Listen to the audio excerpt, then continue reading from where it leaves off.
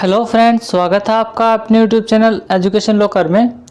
दोस्तों, आज हम पढ़ने जा रहे हैं अगला लेक्चर। अगला मतलब चैप्टर नंबर 4 का जो लेक्चर नंबर 2 है, मेनली लेक्चर नंबर 2 है, क्योंकि फर्स्ट लेक्चर तो प्रमुख वर्ड का होता है ना। तो सेकंड लेक्चर है चैप्टर नंबर 4 का, पदार्थ से समूह बनाना। पदार्थ समूह ना, वस्तुओं के समूह बनाना, ठीक है।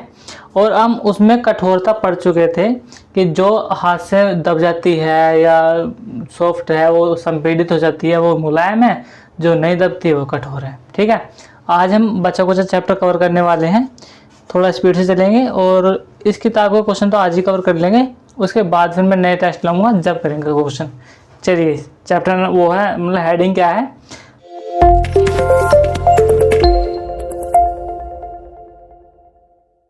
विलेय अथवा अविलेय। देखिए, पहले अथवा का मतलब जान लीजिए। अथवा का मतलब है, हाँ, आम बोल चाल भाषा में क्या करते हैं, या कि साबुन या सरफ, पैसे या वस्तु, है ना, या। तो विलेय अथवा अविलेय देखिए क्या है, कुछ ठोस पदार्थों जैसे चीनी, नमक, चौक पाउडर, बालू, रेत, ठीक है, लकड़ी के बुरादे के नमूने एकत्रित कीजिए। ठोस पदार्थ का मतलब तुम ले लो सर, चीनी तो टूट जाती है। मेरा कहने का मतलब चीनी से ये है कि चीनी का दाना लो और उसे दबा कर देखो, दब जाएगा क्या? नहीं दबने का, तो ठोस है, ठीक है। और लकड़ी के बुरादे वगैरह सबके इकट्ठे कर लो। कांच के 5 गिलास लो, 5 गिलास, ठीक है। प्रत्येक गिलास में लगभग 2/3 भाग से जल भरिए। 2/3 भाग का मतलब ये है कि अगर टोटल उसमें 3 लीटर पानी आ सकता है तो उसमें से 2 लीटर पानी भरना है, ठीक है। यानी कि टोटल का नंबर जिसने नीचे देखा 3 और उसमें से कितना भरना, 2। जैसे कि आपको टेस्ट में जब नंबर मिलते हैं तो 10 में से 8, 10 में से 9, है ना, 10 में से ये मिलते हैं 10, तो टोटल नंबर कितने होते हैं, 10। उसमें से जितने मिले वे ऊपर लिखे जाते हैं। अगर 10 में से 11 तो मिल नहीं सकते, ठीक है। तो 10 में से 9, यानी कि अगर टोटल टेस्ट 10 का है तो उसमें से नंबर मिले हैं, 9 नंबर का क्या है। इसी प्रकार से अगर बर्तन 3 लीटर का है तो उसमें 2 लीटर भरना है। लीटर जरूरी नहीं है भाई मैं 30 ml का दूं, अगर बर्तन 30 ml का है तो उसमें से 20 ml भरना जरूरी है, ठीक है। भरिए। पहले गिलास में कुछ मात्रा में चम्मच भरकर चीनी, दूसरे में नमक। इसी प्रकार बचे कुछ गिलास में अन्य पदार्थ मिलाए जो हमने इकट्ठे किए थे, चौक पाउडर, रेत, लकड़ी के बुरादे, ठीक है। और धीरे धीरे मिलाइए। प्रत्येक गिलास की अंत वस्तु को चम्मच से विलोडित कीजिए, धीरे धीरे हिलाइए। कुछ मिनट तक प्रतीक्षा कीजिए, इंतजार करो। परीक्षण कीजिए, पता लगाइए कि जल में मिलाए गए पदार्थों का क्या होता है। मतलब देखो और पता लगाओ कि क्या हुआ इन चीज़ों को जो हमने मिलाए हैं। अन्य परीक्षणों को सारणी त्रिकोण अनुसार नोट कीजिए। तो हम जब करेंगे परीक्षण तो कर लेंगे अपना घर जाकर कर लेंगे। करना क्या है, 5 गिलास लेना, उसमें घोल देना। तुम देखोगे उसमें क्या क्या हो रहा भाई। लकड़ी का बुरादा जो है वो ऊपर तैर जाएगा और चौक उसमें घुल जाएगी, चीनी घुल जाएगी, नमक घुल जाएगी, पूरी तरीके से जो दिखाई देगी। और मिट्टी जो यानी कि रेत है वो नीचे बैठ जाएगा, ठीक है। ये सिस्टम होते हैं। देखो, नमक जल में पूर्णतः लुप्त हो जाएगा, जल में पूरा घुल जाएगा। चीनी, यह भी जल में पूर्णतः लुप्त हो जाएगा। बालू का मतलब है रेत, जो पूरा ना घुलने का, बैठ जाए ना नीचे तो जल में पूरा नहीं घुलने का। चौक पाउडर भी जल में पूरा नहीं घुलने का, या घुल जाएगा। एक्सपेरिमेंट करके देखना, ठीक है। लकड़ी का बुरादा, ये भी जल में नहीं घुलेगा। तो हमने एक्सपेरिमेंट ये किए कि जल के बेस पे भी हम 2 चीज कर सकते हैं। एक तो उनकी कैटेगरी बना लो जो घुल सकते हैं, एक उनकी कैटेगरी बना लो जो नहीं घुलते, ठीक है।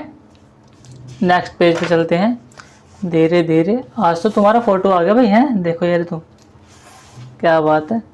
ऐसा फोटो पिछले एक उसमें चैप्टर आया था पहले में, जब वसा का वो हो गया था। चलिए, आप यह पाएंगे कुछ पदार्थ जल में पूर्णतः लुप्त हो जाते हैं, मतलब घुल जाते हैं, विलीन हो जाते हैं।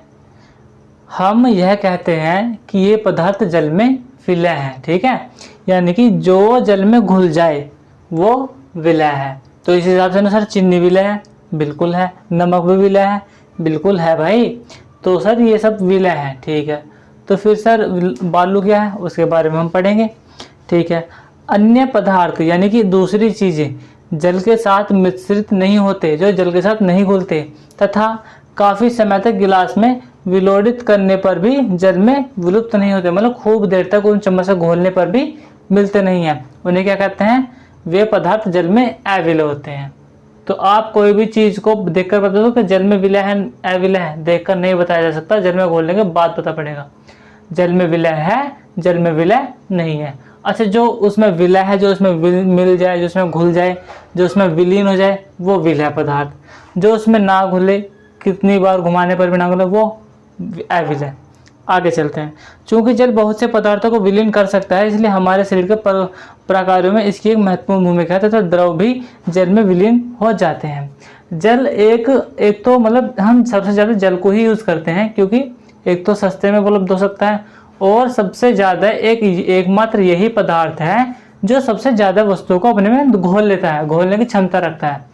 ऐसा नहीं कि अदर पदार्थ नहीं घोलते, मिट्टी का तेल नहीं घोलता, सरसों का तेल नहीं, घी नहीं, या पेट्रोल वगैरह नहीं घोलते, घोलते हैं, लेकिन उनसे ज़्यादा जो चीज़ें घोलता है वो जल घोलता है। ठीक है, इसलिए हम दैनिक जीवन में इन्हीं का यूज़ करें। ठीक, चलिए आगे चलते हैं।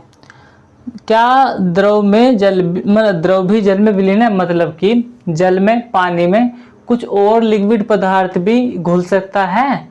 बिल्कुल घुल सकता है, नहीं भी घुल सकता। कुछ और लिक्विड पदार्थ का क्या मतलब है सर आपका? देखिए, जल भी एक लिक्विड पदार्थ है, लिक्विड है, और दूध भी एक लिक्विड है। तो क्या दूध जल में विलीन है? बिल्कुल है, मिल जाएगा, है क्या नहीं? पता नहीं कर सकते कहाँ पानी है कहाँ दूध है। हाँ, तो मतलब क्या सारे विलीन है? गलत, सारे नहीं है।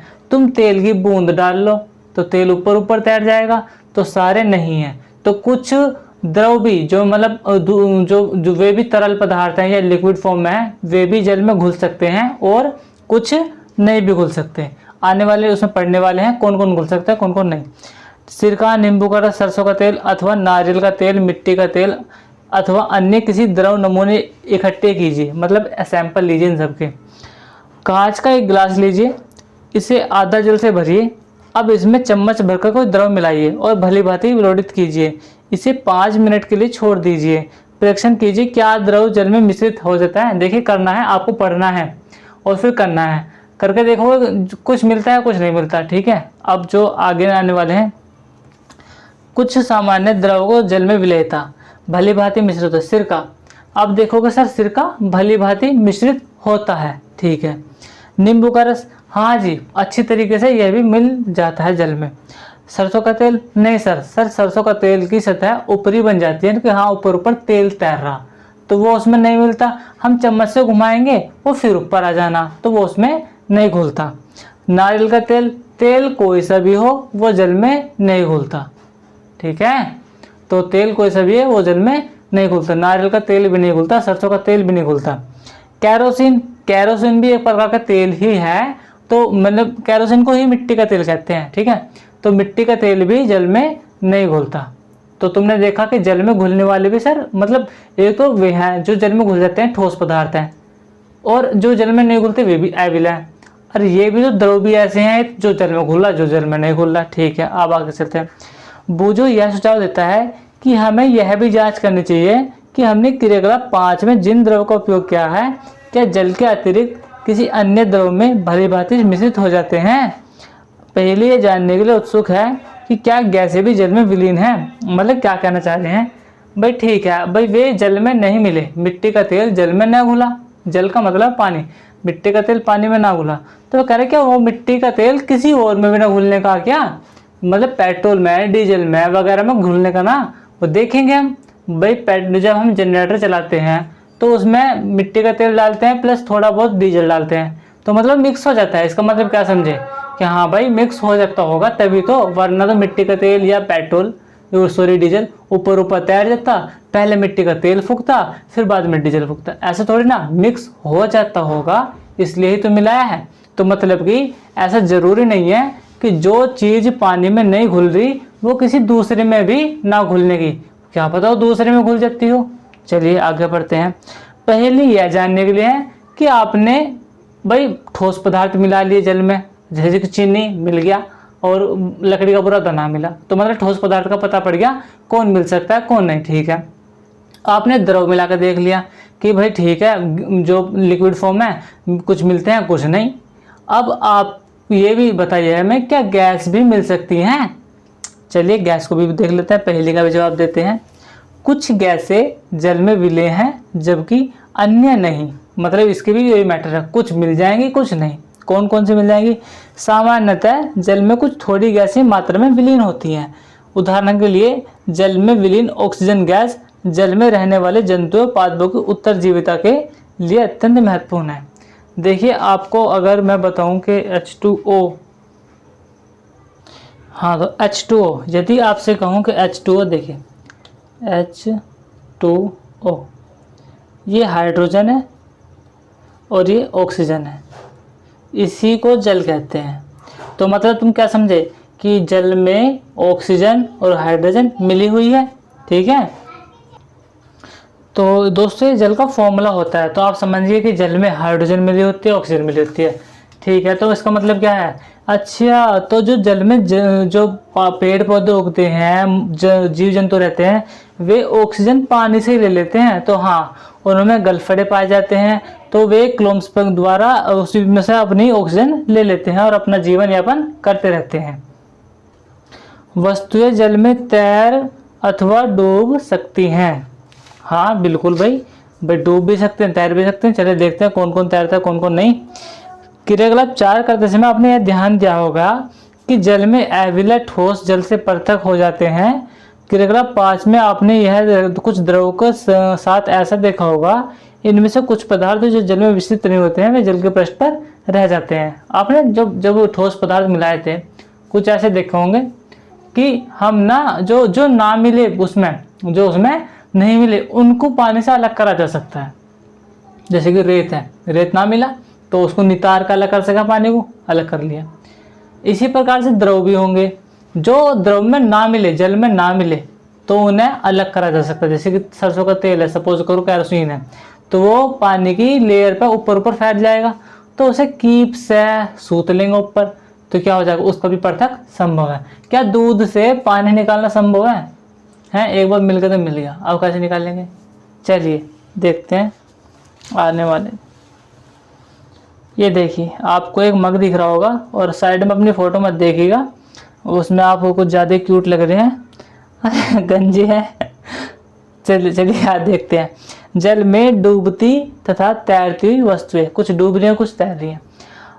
कहाँ भाई? अभी हाँ देखिए पिछले पेज पर है, मिश्रित नहीं हो पाए वे जल के पृष्ठ पर आकर तैरने लगे, जो जल में ना घुल पाए वे उसके ऊपर तैरने लगे, अन्य डूबकर गिलास की तली में पहुंच गए। देखिए अब ये सारा इकट्ठा डाल दिया, जो मिला वो घुल गया, जो ना मिला वो रह गया, जो ना मिला या तो वो ऊपर है या वो डूब गया। वजन ज़्यादा है तो डूब गया, वजन कम है तो ऊपर रह गया, ठीक है। क्या यह सही नहीं है? हम ऐसे वस्तु से मतलब ऐसे बहुत से उदाहरण देखते हैं जिनमें पदार्थ जल में तैरते रहते हैं अथवा डूब जाते हैं। किसी तालाब की सतह पर गिरी सूखी पत्तियां या कंकड़ जो आप इसी तालाब में फेंक देते हैं, शहद की कुछ बूंदें जिन्हें आप गिलास में जल में डालते हैं, इन सब को क्या होता है? बूझा यह चाहता है कि आप उसे जल में तैरने वाले तथा जल में डूबने वाले पदार्थों के 5-5 उदाहरण दें। यानी कि आपको 5 वे चीज़ें लिखने जो जल में डूब जाती हैं, 5 वे चीज़ें लिखने जल में तैर जाती हैं। अब लिखिए, अब वो तो लिखना मतलब मछली बत्तख है ना, ये कोई चीज़ नहीं है। सबसे पहले जो जल में डूब जाती हैं, लोहे की कील और क्या नाम कंकड़ पत्थर वगैरह है ना, जो भी कुछ है, लोहे की चाबी ताला वगैरह जो भी कुछ है जो डूब जाता है वो है मतलब जो डूबने वाला। और जो ना डूब तैरता है जैसे कि सूखी पत्तियाँ और थर्माकोल है ना, तैरता है ना वो, और वैसे वगैरह और कुछ भी जो भी कुछ तुम्हारे माइंड में आए तो वो इसमें लिखने हैं 5-5। तो अब तुमने क्या देखा नो, ये हम यार खूब देर से जल जल जल जल पढ़ते आ रहे हैं, उसी के बेस पे हम कई सारी चीज़ों का पता लगा सके हैं। मतलब जल के बेस पे हम कई सारी चीज़ों का बंटवारा कर सकते हैं। नो ये घुलती है ये नहीं घुलती है, 2 हिस्से में तोड़ दो, ये डूब जाती है तैर जाते हैं 2 हिस्से में तोड़ दो, ये विलय है अविलय है 2 हिस्सों में तोड़ दो, ठीक है।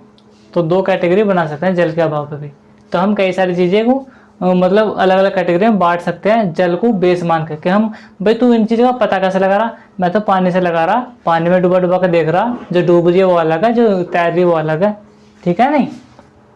आगे चलते हैं, पारदर्शिता।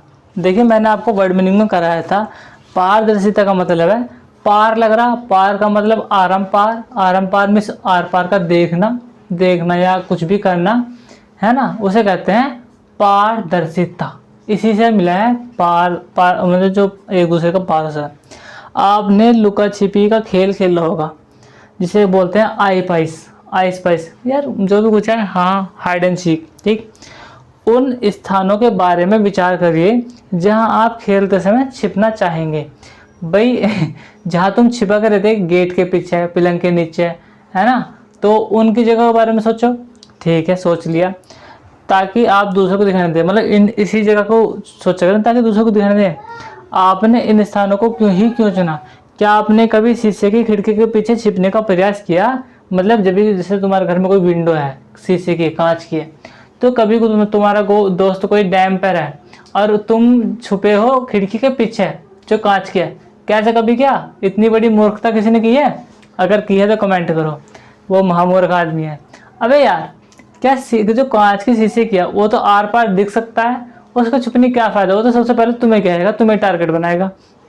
चलिए इसका मतलब क्या है कि स्पष्ट रूप से नहीं, क्योंकि ऐसा करने पर आपका मित्र शीशे से देखकर आपका पता लगा लेगा।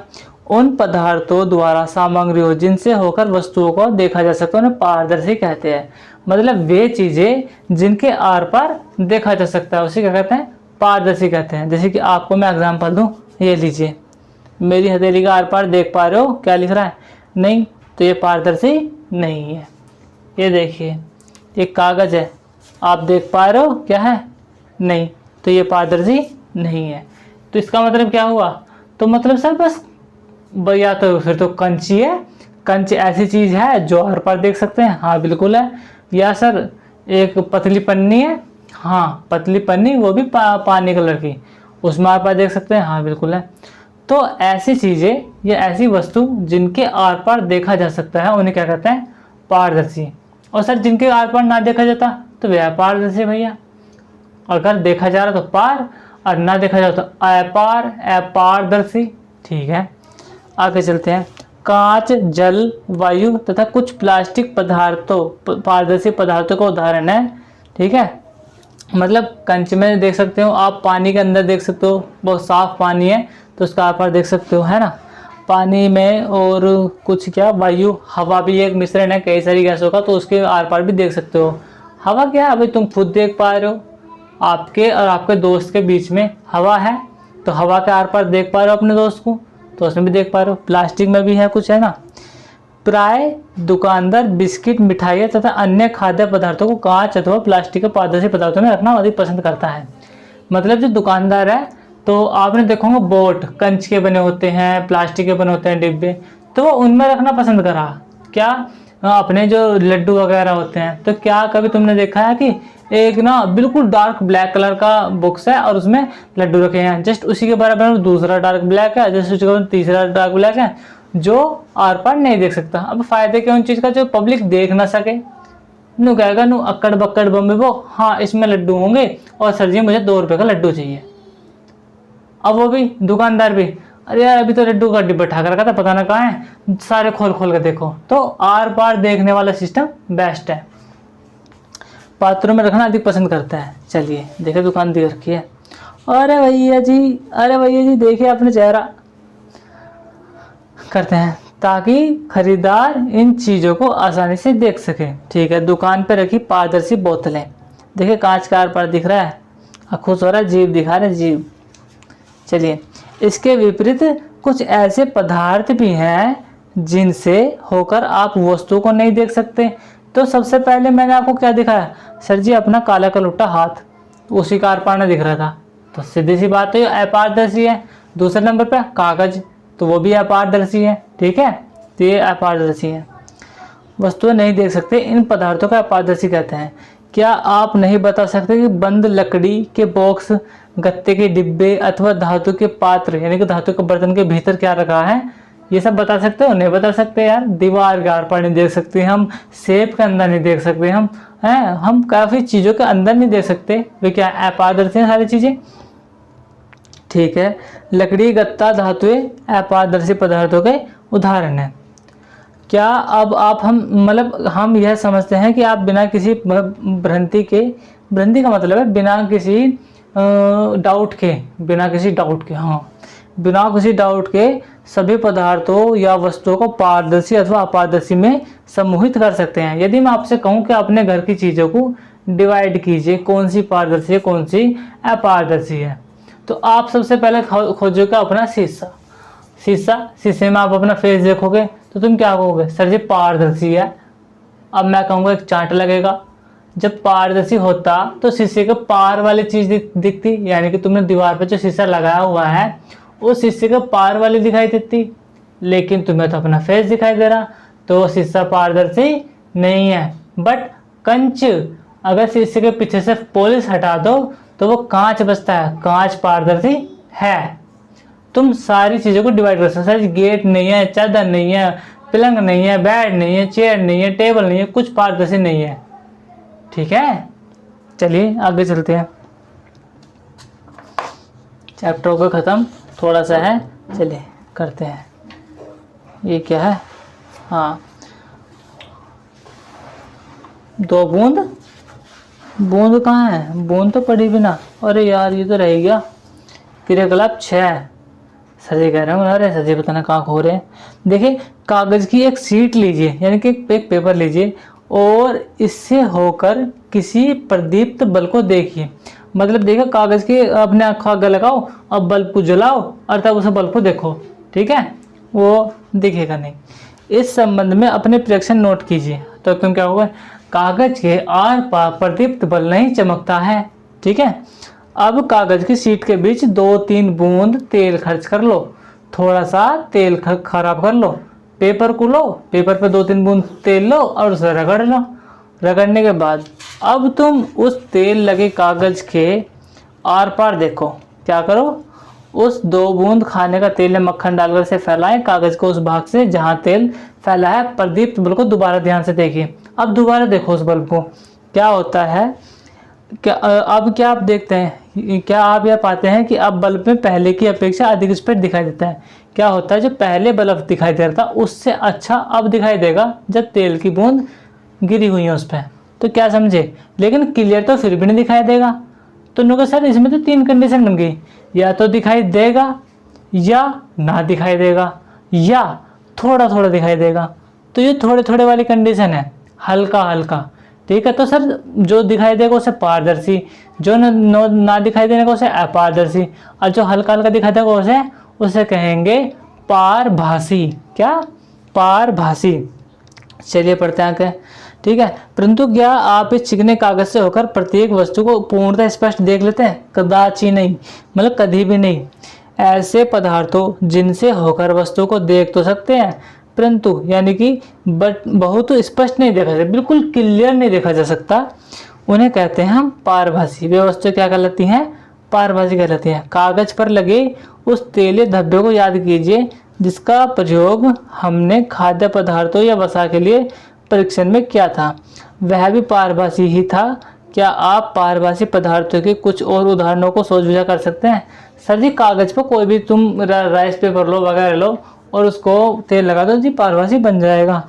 पारभासी का मतलब है या तो हल्की जो धुंधली होती है, मोटी पन्नी हो जाए वो भी हल्का हल्का दिखाई देता है, मोटा कांच हो उसमें भी हल्का हल्का दिखाई देता है, वो भी पारभासी है। बिल्कुल साफ सुथरा प्लेन अच्छा खासा कांच हो तो बिल्कुल वो दिखाई देता है, क्या नाम? Clean chit. तो कुछ पारदर्शी होते हैं, कुछ अपारदर्शी होते हैं, कुछ पारभासी होते हैं। तो इन 3 के बेस पे तुम पूरे ब्रह्मांड को, पूरी दुनिया को बता सकते हो कौन पारदर्शी है, कौन पारदर्शी है, कौन पारभासी है। अतः हम पदार्थों को अपारदर्शी, पारदर्शी तथा पारभासी के रूप में समूह में बांट सकते हैं। पहेली किसी अंधेरे वाले स्थान पर टॉर्च के कांच को हथेली से ढकने का सुझाव देती है। मतलब अंधेरे कमरे में जाओ, टॉर्च पे हाथ रख लो जला कर, स्विच ऑन करके हथेली के दूसरी ओर परीक्षण कीजिए। क्या यह जानना चाहती है क्या यह आपकी हथेली पारदर्शी है या पारभासी है या अपारदर्शी है? ठीक है, देखते हैं क्या है ये। हमने यह सीख लिया पदार्थों की अपनी भिन्न दिखावट होती है तथा इनके जल अथवा अन्य द्रव्यों में मिश्रित होने के ढंग भिन्न भिन्न हो सकते हैं, अलग अलग हो सकते हैं। वे जल में तैर अथवा डूब सकते हैं अथवा पारदर्शी अपारदर्शी पारभासी हो सकते हैं। पदार्थों का समूहन उनके गुणों की समानता अथवा विभिन्नताओं का आधार पर किया जाता है। मतलब जो तुम ग्रुपिंग करोगे तुम उसकी क्वालिटी के हिसाब से करोगे। तो तुम पैंटों को, अपनी जो जीन्स की पैंट है उनको तुम फावलों के साथ नहीं रख सकते। पैंट का गुण है वस्त्र मतलब शरीर ढकना, फावले का गुण है खोदना, तो खोदने को खोदने वाली चीज़ों के पास और पहनने को पहनने वाली चीज़ों के पास रखोगे, उनके क्वालिटी के हिसाब से। क्वालिटी, हाँ ठीक है। हम पदार्थों को समूह में रखने की आवश्यकता क्यों पड़ती है? दैनिक जीवन में हम प्राय पदार्थों का समूहन अपनी सुविधा के लिए करते हैं। आपके पास बहुत सारी बुक है और आपने बस सीधा ढेर लगा रखा। मैं कहूँ भाई 6ठी क्लास की बुक दिखा साइंस की, आप ढूंढोगे हर 15 मिनट बाद मिल गई यार, यो ना तो ये काम करे से वापस पड़ेगा, तो मैथ ही देगा, आप ढूंढोगे फिर से। तो ग्रुप अगर आप बना लेते कि 6 क्लास का एक मंडल ये है, 7th क्लास का ये, 8th क्लास के, तो अगर मैं आपसे कहता कि 6ठी क्लास की, तो तुम 7th 8th को मारो गोली, 6th में ढूंढते, फटाफट हो जाता। तो ग्रुप बनाने का यही फ़ायदा है कि टाइम की बचत होती है और हमको हैरानियत नहीं होती। ठीक है, देखिए क्या करते हैं, घर में हम अपने बहुत सी वस्तुओं का भंडारण सामान्यतः इस प्रकार करते हैं। एक जैसी वस्तुएं एक साथ रखी होती हैं, जैसे कि वो सारे बर्तन एक साथ हैं। इस प्रकार की व्यवस्था द्वारा हम आसानी से उनका पता लगा सकते हैं। इसी प्रकार कोई पंसारी प्राय सभी प्रकार के बिस्कुटों को अपनी दुकान में एक कोने में तथा सभी साबुनों को अन्य, अनाज दालों को भंडार किसी अन्य स्थान पर करता है। इस प्रकार के समूहन से लाभप्रद होने का एक दूसरा कारण भी है। पदार्थों को इस प्रकार समूह में बांटकर उनके गुणों का अध्ययन व इन गुणों के किन्हीं भी पैटर्नों का अवलोकन तथा सुविधाजनक बन जाता है। इसके विषय में और अधिक अध्ययन हम उच्च कक्षा में पढ़ेंगे, इसके बारे में और बड़ी कक्षा में पढ़ेंगे, डीप नॉलेज। तो अभी के लिए तुम्हें सिर्फ ये पता पड़ेगा कि समूहन क्या होता है, पदार्थ क्या होता है, ये बांटे कहे जाते हैं, किस बेस पे बांट सकते हैं, पानी के बेस पे, ठोस द्रव गैस के बेस पे, जो पारदर्शिता के आधार पर, जल में घुलने तैरने वगैरह के आधार पर हम बांट सकते हैं, ग्रुपिंग कर सकते हैं, समझे। लेकिन सारों में कॉमन क्या है, उसकी जो उसकी क्वालिटी है, वो किस चीज़ के लिए बना है उसी के बेस पर करेंगे। ऐसा ना है कि तुम फावड़े को बर्तनों में रख लगो, बर्तनों को कपड़ों में रख लगो, कपड़ों को अपने कॉपी किताबों में रख लगो। ठीक है, चलिए देखते हैं इनके प्रमुख वर्ड क्या है। भाई मैंने तो करीब 30-35 कराए थे, इनके तो 6 वर्ड में 6, 5-10 वर्ड में पूरा चैप्टर खत्म। कठोर पता है, अविलय पता है, चमकीला पता है, पदार्थ, धातु, अपारदर्शी, खुरदरा, विलय, पारभासी, प्रतीक, बिल्कुल सारे पता है आपको। अब आपको पता नहीं करते हैं। अब जो सारांश पढ़ लेते हैं हम टोटली क्या करते हैं, फिर क्वेश्चन आंसर के लिए अगला जो सीरीज आएगी उसमें टेस्ट करूँगा। हमारे चारों ओर की वस्तुएं अनेक प्रकार के से पदार्थ से बनी है, बिल्कुल बनी है।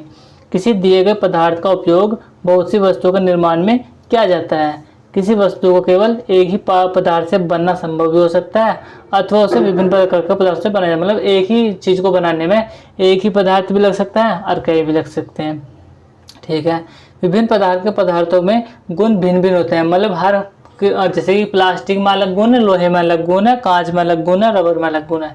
ठीक है, तो रबर से बनी हमारे टायर में भी अलग गुण है, प्लास्टिक से बने हमारे बाल्टी में भी अलग क्वालिटी होगी। ठीक है, कुछ पदार्थ दिखावट में चमकदार होते हैं जबकि अन्य नहीं, कुछ खुरदरे होते हैं, कुछ चिकने होते हैं। इसी प्रकार कुछ पदार्थ स्पर्श करने पर कठोर लगते हैं तो कुछ कोमल लगते हैं। कुछ पदार्थ जल में विलय हैं, कुछ अविलय हैं। कुछ पदार्थ जैसे कांच पारदर्शी होते हैं, कुछ अन्य जैसे लकड़ी धातु या पारदर्शी होते हैं, कुछ पारभासी होते हैं। पदार्थों को उनके गुणों में समानता तथा विभिन्नताओं के आधार पर समूह में बांटा जाता है, बिल्कुल बांटा जाता है। वस्तुओं को सुविधा तथा उनके गुणों का अध्ययन के लिए एक साथ समूह किया जाता है। Chapter D and. चलिए दोस्तों, आज के लिए बस इतना ही। चैप्टर भी हो चुका है और लेक्चर भी काफ़ी कंप्लीट हो चुका है। दोस्तों देखिए, आपसे एक रिक्वेस्ट है कि अगर आपको पसंद आता है, आपको लगता है कि हाँ यार कि मुझे कुछ पढ़ने के लिए मिला है और मेरे समझ में आ चुका है, तो आप प्लीज़ लाइक कीजिएगा, प्लीज़ शेयर कीजिएगा, अपने दोस्तों को बताइए और सब्सक्राइब कर लीजिए, क्योंकि इस चैनल पर आपको मतलब साइंस के साथ साथ आपको मैथ भी मिलेगा, ज्योग्राफी मिलेगी, हिस्ट्री मिलेगी, सब सब्जेक्ट मिलने वाले हैं। ठीक है, और जब सब्सक्राइब हो तो बेल आइकन जरूर दबा लेना, जैसे ही मेरी लेक्चर क्लास आएगी आपको पता पड़ जाएगा। चलिए दोस्तों, बस यही था कि अगर आपको पसंद आए प्लीज़ लाइक ज़रूर करना और शेयर ज़रूर करना और सब्सक्राइब तो कर ही लेना। कि होता है ना कि लाल निशान खतरे का निशान, सब्सक्राइब का बटन लाल है तो उसे लाल से हटाइए, खतरा टलाइए। चलिए दोस्तों, थैंक यू वेरी मच। जय हिंद, जय भारत।